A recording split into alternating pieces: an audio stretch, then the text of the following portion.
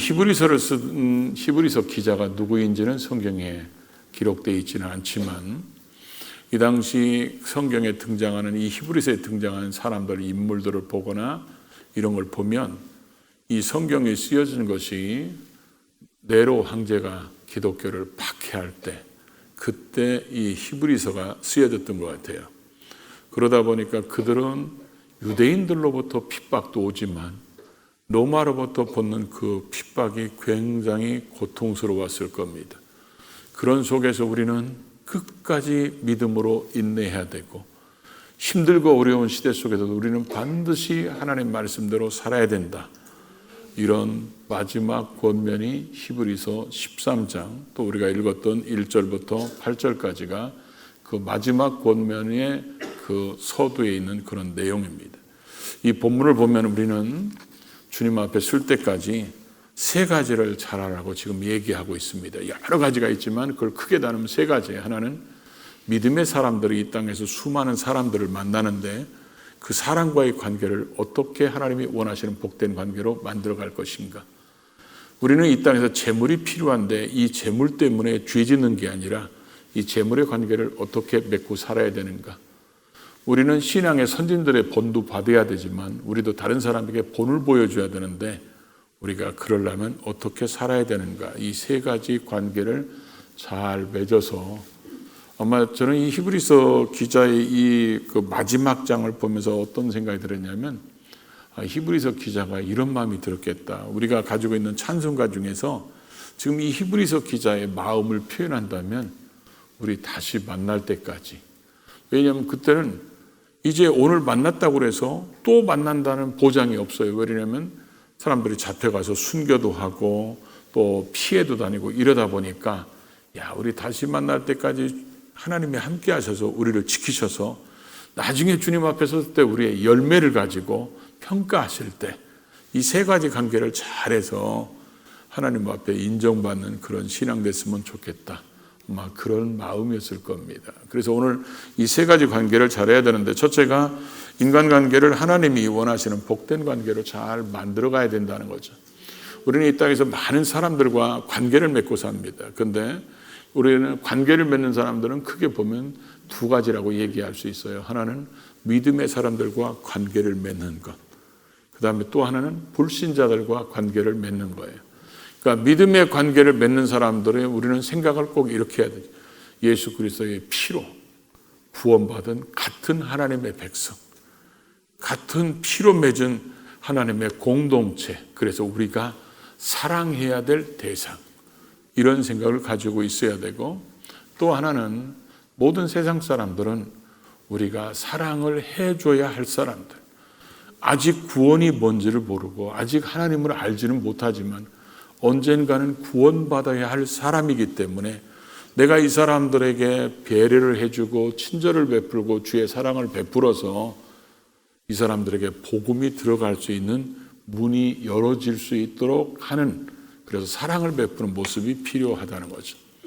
왜냐하면 우리가 불신자들을 전도해 볼 때 그들이 교회를 안 나오거나 교회를 싫어하는 이유는 많지 않습니다. 보통 하나나 두 개밖에 없어요. 근데 그 하나나 두 개 중에 거의 꼭 들어가 있는 게 하나가 있죠. 나 예수 믿는 사람들 때문에 교회 안 나가요. 상처받은 흔적들이 많습니다. 그래서 그들이 좋아하는 예수가 싫은 거예요. 그들 때문에. 그들이 다니는 교회가 싫은 거예요. 그러다 보니까 사람들은 교회를 안 다녀도 교회가 뭐 조금만 좀 무조건 밀어넣는 사람들이 있어요. 그 왜 그러냐? 싫어. 교인들 자체가 교회 간판만 봐도 어지러워. 근데 그 배우가 누구냐? 그 사람에게 상처를 준 사람들이 있죠. 그러니까 우리는 사람을 만나면서 그런 관계를 갖고 살아야 되는데 오늘 지금 본문이 그걸 얘기하고 있습니다. 그래서 3장 지금 13장 1절에 그러죠. 형제 사랑하기를 계속하라. 그러니까 지금 이 히브리서를 받는 사람들의 그 사람들이 형제 사랑하는 것을 잘 했나 봐요. 그런데 이 사랑을 뭐요? 계속해서 하라는 거예요. 왜냐하면 일회성으로 끝나지 말고 연속해서 우리는 주의 피로 맺은 사람들, 주의 사랑을 입은 사람들이기 때문에 지금 이 핍박이 많고 환난 많은 이 세상에서 우리는 그리스도의 공동체로 부름받은 사람들이기 때문에 서로 아껴주고 감싸주고 때로는 숨겨줘야 되고 때로는 도와줘야 되고 이런 사랑의 모습을 계속해라. 주님께서도 요한복음 13장 33절 34절에 말씀한 것처럼 새 계명을 너희에게 주노니 서로 사랑하라. 내가 너희를 사랑한 것 같이 너희도 서로 사랑하라.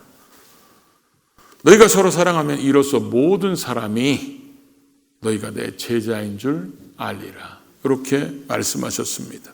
그렇기 때문에 우리는 사랑이 자꾸 변질되는 이 시대 속에서 가족 간의 사랑도 깨지고 있잖아요. 부모 자식 간의 사랑도 깨지고 있고 이런 속에서 우리는 나만큼이라도 우리 가정만큼이라도 우리 교회만큼이라도 사랑을 실천하는, 그래서 그 사랑을 계속으로 실천하는 그런 모습들이 될 수 있기를 바랍니다. 또 하나 2절에 보면 손님 대접하는 것을 뭐라고요? 잊지 말라는 거예요. 그러면서 이로써 부지 중에 천사들을 대접한 이들도 있다. 이게 창세기 18장에 나오는 아브라함의 천사 대접이에요. 아브라함이 나그네들을 대접하라고 하나님이 말씀하셨고, 그래서 나그네들을 대접하다가 이 나그네들이 천사였고 소돔 고모라 성 심판하러 가는 것도 듣게 되고, 그러다 보니까 소돔 고모라 성에 살고 있는 자기 조카 롯의 걱정이 돼서 그들을 살려내기 위해서 6번씩이나 끈질기게 물고 늘어져서 결국은 롯의 가정을 구원해내는, 그게 부지 중에 접대한 것 때문에 그런 복까지 받았지 않느냐. 그러니까 나그네 대접을 잊지 말라. 이때 당시는 나그네 대접이 이미 구약에도 명령을 했고 이런 샘플도 보여주고, 그리고 이때 나그네 대접이 왜 필요했냐. 지금처럼 뭐 여인이나 숙박시설이 잘 돼 있는 게 아니기 때문에 그러는데, 그래서 초대교회 임직자들을 세울 때도 반드시 나그네 대접을 잘하는 사람을 임직자로 세우라고 이렇게 규정되어 있고, 이때 로마의 핍박 이런 것들 때문에, 유대인의 핍박 때문에 숨어 다니는 사람들은 또 숨겨도 줘야 되고, 순회 전도자들이 복음 전하고 말씀을 가르치는 그들이 이런 집에 머무르면서 편하게 쉬었다가 또 다른 동네 가서 말씀 전할 수 있도록 이들을 잘 돌봐줘야 되는 이런 모습들이 필요했기 때문에 이런 모습들을 기록하고 있죠. 또 하나는, 그래서 주님께서는 그랬잖아요. 내 이웃을 내 몸같이 사랑하라 이렇게 말씀했는데, 오늘 여러분이 광고 들은 것처럼 농사 지으신 분들은 농산물을 갖다가 하나님께 감사한 마음으로 드리시고, 또 그게 없는 사람들은 쌀을 갖고 오는데 쌀을 그냥 비닐봉지에 담아오고 이러면 안 되고 10kg, 5kg, 20kg 이런 걸 여러분이 사랑의 쌀을 기증해 주시면 그걸 구제미로 또 미자리 교회나 어려운 교회들을 돕는 데 사용하게 될 겁니다. 3절에 보니까 너희도 함께 갇힌 것 같이 갇힌 자를 생각하고 너희의 몸은 너희도 몸을 가졌은즉 학대받는 자를 생각하라. 이 학대라는 말이 보니까 악독한 대우를 받다 이렇게 써 있네요, 원어가. 그러니까 당시 예수 그리스도를 믿는 자들이 이런 핍박이 심해서 옥에 갇히게 되고 아주 악독하게 학대받기도 하고, 때로는 원형 경기장에 끌려가서 그 사람들의 조롱감이 되고 사자의 밥이 되는 그런 일들이 많이 벌어지고, 이 네로가 얼마나 잔인하게 사람을 그렇게 아주 잔인하게 태워서 죽이는 그런 일들을 했는데, 나는 지금 안 잡혔으니까 괜찮고 저 사람은 잡혔으니까 뭐 어쩔 수 없고 이렇게 생각하지 말라는 거예요. 그래서 생각하라. 그 사람들도 같은 믿음의 공동체고, 너도 몸을 가졌더니냐. 그 사람들이 몸이 학대를 받으면 얼마나 힘들겠냐. 그러니까 지금 고통을 받는 사람들은 그런 속에서도 끝까지 믿음의 인내를 지켜야 되고, 내가 지금 잡혀서 고통받지 않더라도 같은 신앙의 공동체니까 그들을 도와야 한다는 것입니다. 그래서 이 당시 문헌들을 보면 이렇게 옥에 신앙의 사람이 신앙 때문에 핍박받아서 옥에 갇히면 사람들이 옥바라지를 했더라고요. 보니까 옥바라지도 하고, 또 하나 그 가족들이 있으면 가족들을 돌봐주고, 왜냐하면 재산이 몰수되고 이러니까. 그리고 또 하나는 이제 돈을 걷어주면 석방시켜주는 사람들이 있으니까 돈을 걷어서 그런 사람들을 석방시키고, 이런 흔적들이 이 당시 문헌들에 나옵니다. 그러니까 그들이 얼마나 이런 것들을 하기 위해서 노력했나를 보여주고 있는데, 지금 뭐 우리가 일제시대 때나 6.25 때 신앙적으로 많이 핍박받았지만 물론 개인적으로 가정의 구원을 위해서 핍박받는 사람들도 물론 있을 겁니다. 그러나 이제 전체적으로 지금 아직까지는 우리는 그런 큰 핍박은 없지만 그래도 이렇게 마음이 갇힌 자 같은 사람들, 별병에 갇히고 상처에 갇혀 있는 이런 사람들을 돌보는, 사회적 약자를 돌보는 일들을 교회가 반드시 또 해야 되죠. 그래서 우리 한국교회가 추수감사절에 그렇게 하는 교회들이 많이 있는데 특별히 이번에는 더 그랬으면 좋겠어요.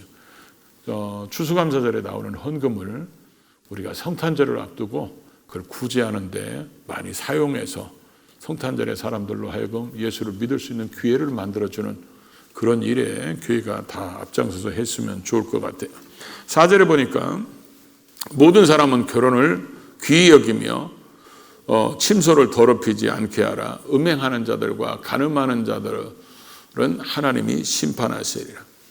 당시에는 이 금욕주의가 이 신앙들 속에도 있었어요. 그래서 이 유대교의 한 분파인 에세네파 사람들은 이 굉장히 금욕을 강조했습니다. 금욕을 강조하다 보니까 이런 사람들 중에서 유대인들 중에서 예수를 믿고 구원받은 사람들, 본래 히브리서를 그런 사람들을 위해서 썼다고 많이 얘기하거든요. 근데 유대인이었던 사람들이 예수 믿고 구원받았을 때 이 에세네파 사람들의 영향 때문에 금욕주의를 강조하는 사람들이 있었어요. 그래서 이런 사람들은 결혼을 하면 하나님 앞에 우리의 신앙을 제대로 유지하기가 불편하다. 그래서 결혼을 회피하는 일들이 생겼습니다. 근데 지금 히브리서 기자를 통해서 말씀하는 것이 결혼을 귀하게 여기라는 거예요. 왜 그럽니까? 그것은 하나님이 이 땅에 사람을 만드시고 생육하고 번성할 수 있도록 만드신 신성한 제도이기 때문에 그걸 귀하게 여기서 결혼을 해야 된다는 거예요. 그런데 요즘에는 뭐 금욕주의에 빠지지도 않는데 사람들이 결혼을 회피하고 그런 모습들이 많이 있는데, 그래서 그렇게 해서 만들어진 그 가정을 지키는 방법이 뭐냐? 침소를 더럽히지 말라는 거예요. 그 침소를 더럽히는 것을 두 가지를 얘기했어요. 하나는 음행, 하나는 간음. 이 음행이라는 단어가 여러분들이 많이 듣던 단어죠. 이게 헬라어로는 포르노스입니다. 여기서 포르노라는 단어가 나오는 거죠. 그래서 이게 하나님께서 창조하신 남성과 여성의 양성의 성적인 행위 이외의 것들, 일탈의 성행위의 모든 것들을 포함하는 그런 것들을 얘기하는 말이 음행입니다. 간음은 뭐 얘기 안 해도 다 아시겠죠.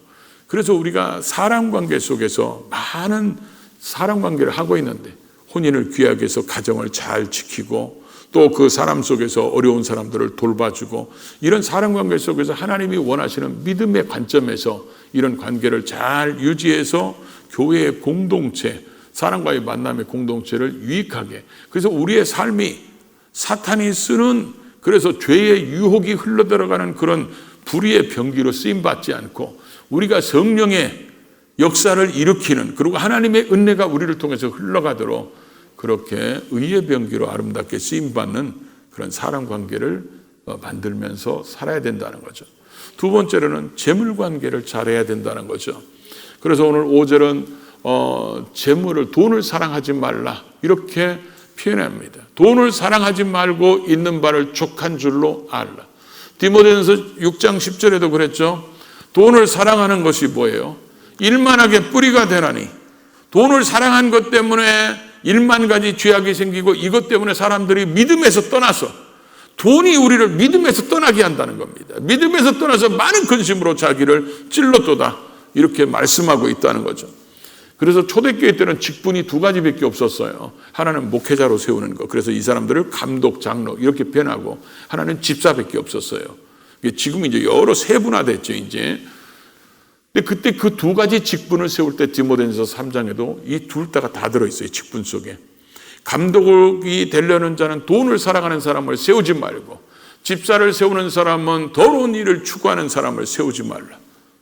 왜냐? 그것이 우리를 하여금 죄가 쳐들어오는 통로를 만들어 놓을 수 있기 때문에 그와 같이 돈이 깨끗한 사람을 세워야 된다는 거죠. 돈을 사랑하는 것은 하나님을 사랑하는 것보다 돈이 우위에 있기 때문에 그런 것이 가능한 겁니다. 그리고 주님이 말씀한 대로 하나님과 재물을 겸하여 섬길 수 없다. 하나님을 소중히 여기면 재물이 뒤로 밀리는 것이고, 재물을 소중히 여기면 하나님이 뒤로 밀리는 거예요. 그러다 보니까 신앙인들은 이 두 가지로 늘 싸울 수도 있다는 거죠. 그래서 우리가 이 사탄은 언제나 우리로 하여금 욕심을 일으켜가지고 하나님보다 재물을 더 사랑하게 만들고, 하나님은 이 욕심을 물리치고 하나님을 더 사랑하도록 우리를 훈련시키는데, 그 훈련시키는 것이 바로 뭐냐? 헌금입니다. 헌금은 액수가 중요한 게 아니에요. 헌금을 볼 때마다 언제나 이 헌금을 통해서 우리는 물질을 보면 헌금이 생각나고, 이 헌금을 통해서 재물을 다스릴 줄 알아야 돼요. 재물의 노예가 되지 않고, 재물을 사랑하지 않고, 이 재물 위에 하나님이 있음을 인정하고 이게 하나님이 주셨다는 것을 훈련하는 것이 바로 헌금이에요. 그러니까 이런 걸 통해서 우리 속에 사탄이 계속 욕심을 일으켜가지고 하나님을 놔두고 재물을 사랑하게 하는 이런 마음들을 우리가 갖지 않도록 이 훈련을 잘 해야 된다는 거예요. 그래서 하나님을 사랑하는 우리들이 돈을 사랑하지 말아야 되는데, 그렇게 하려면 뭐냐? 있는 바를 족한 줄로 알아는 거예요. 근데 있는 바를 족한 줄로 알으면, 그러면 만족하게 알으라는 거예요. 그런데 우리가 살다 보면 부족함이 있어요, 없어요? 아멘 않는 사람들은 다 부족해서 않는 거잖아요. 우리에게 부족함이 올 수 있어요. 그럼 부족함이 왔을 때 우리는 이렇게 부족해서 어떻게 살지? 미래에 대한 걱정, 염려, 근심, 이런 것들이 생길 수 있잖아요. 그럴 때 하나님이 지금 말씀하신 게 뭐예요? 지금 그가 친히 말씀하시기를, 지금 6절에 그렇게 말씀하죠. 그가 친히 말씀하시기를. 이게 하나님께서 여호수아에게 말씀하고 야곱에게 말씀하고 이스라엘 백성들에게 말씀하셔서 하나님이 말씀하시기를, 내가 너희를 버리지 않는다는 거예요. 내가 너희를 떠나지 않는다는 거예요. 그 얘기는 뭐예요? 네가 지금 부족한 거 있지? 나 다 알고 있어. 다 보고 있어. 네가 기도하는 거 다 듣고 있어. 나는 절대로 너를 버리지 않아. 너를 떠나지 않아. 그리고 나는 너를 돕는 하나님이야. 그러니까 네가 지금 재물이 없다고 그래서 재물에 대한 욕심, 이거 없으면 안 되는데, 이렇게 근심 걱정하지 말고 나를 사랑하라는 거예요. 그러면 오히려 부족함이, 네가 더 하나님을 의지하게 되고, 이 부족함이 하나님의 역사가 일어나고 능력이 일어나는 것을 경험하는 기회로 만들 테니까, 너 절대로 내가 너를 떠나지 않아. 내가 절대로 너를 버리지 않아. 나는 너를 돕는 하나님이야. 이걸 지금 믿어야 우리는 돈을 사랑하지 않고 족한 줄로 알고 산다는 거예요. 그런데 이게 우리가 재물이 부족한 것 때문에 염려, 근심 빠지고, 그러고 나서 재물이 쌓아놓아야 이게 지금 뭔가 평안해지고 근심이 없어지고, 이렇게 돈을 사랑하는 마음으로 자꾸 이렇게 옮겨지면 욕심이 생겨요. 자꾸 쌓아놓으면 평안한 거예요. 그러니까 돈이 있으면 평안한 것 같은데 돈이 없으면 불안한 거예요. 그 증상이 바로 뭐냐? 하나님보다 돈을 더 사랑하고 의지한다는 거예요. 아멘 안 해도 그게 맞아요. 그러니까 분리하면 아멘 안 해요, 사람들이. 그러니까 그런 속에서 하나님을 의지하라는 거예요. 하나님은 절대로 우리를 버리지 않는 하나님이시라는 거예요. 그러죠? 그걸 믿고 그런 물질관을 갖고 살으라고 지금 말씀하고 있어요. 세 번째로는 7절, 8절 같이 읽어볼까요?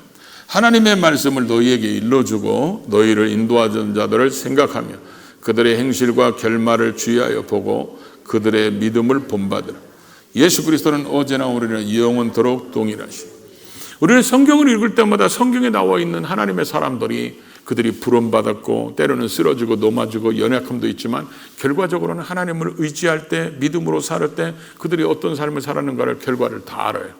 그러니까 성경에는 나도 아브라함처럼 살아야지, 나도 다윗처럼 살아야지, 나도 바울처럼 살아야지, 이렇게 할 수 있어요.